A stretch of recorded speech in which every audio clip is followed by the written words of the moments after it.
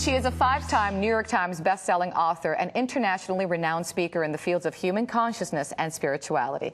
This morning, author Caroline Myss joins us to talk about her latest book, Defy Gravity, Healing Beyond the Bounds of Reason. Good morning. Good morning, Christy. Thank you so much for being here, Caroline. Thank you. It's a pleasure. Now, you've written so many books, and many of them, if not all of them, focus on the mystery of healing. Why is that? Because life is a journey of trying to get better, of trying to face fear, of trying to become whole, of trying to have a better relationship, of trying to find our way through this path of life. So I have written books. Each one is a different expression of that. And in your book, Defy Gravity, you talk about healing. And I'm going to be honest with you. One of my biggest fears is to become ill. Right. And I'm sure everybody. And everybody deals with it differently. So in your book, what do you tell someone to do if, God forbid, they become ill? Right. Well, you know, the first thing I tell people is what not to do, which is, you know, don't look for one reason. Don't try to reason with illness, because you can't. You can't reason with the trauma. What reasons do they try to come up with, for example? Well, for example, did I do something wrong? Did I do something wrong? Was I bad when I was a little girl? Right, because what a lot of people believe is if I'm a good person, bad things shouldn't happen. Kind of like karma. Exactly. What, you know, how did this, here's another thing people often say to me, I never expected this to happen to me. How could this happen to me? Here's another thing. I don't deserve this. I've done everything right, right? So I tell people, don't go there. Let's go forward and not backward. So when you say let's go forward, where do we go? Because most people do that. Okay, here's the first thing I say. Do you really want to get better? And I'm sure the answer is yes. That's what people will say reasonably. But then you look at how they sabotage that. If you look at how many people sabotage their healing, and that's a big word to use, to sabotage. You know, what do I mean by that?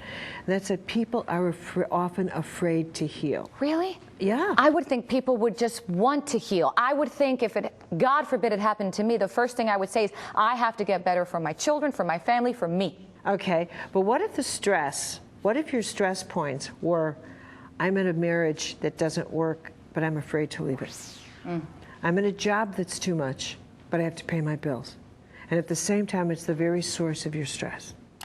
What if, in fact, you are a diabetic, except that you are addicted to the very thing, the sugar, the food that's causing you? And you look at that and you realize, in order to get out of this, I have to start doing the very thing I don't want to do. Change my diet, exercise, this, that.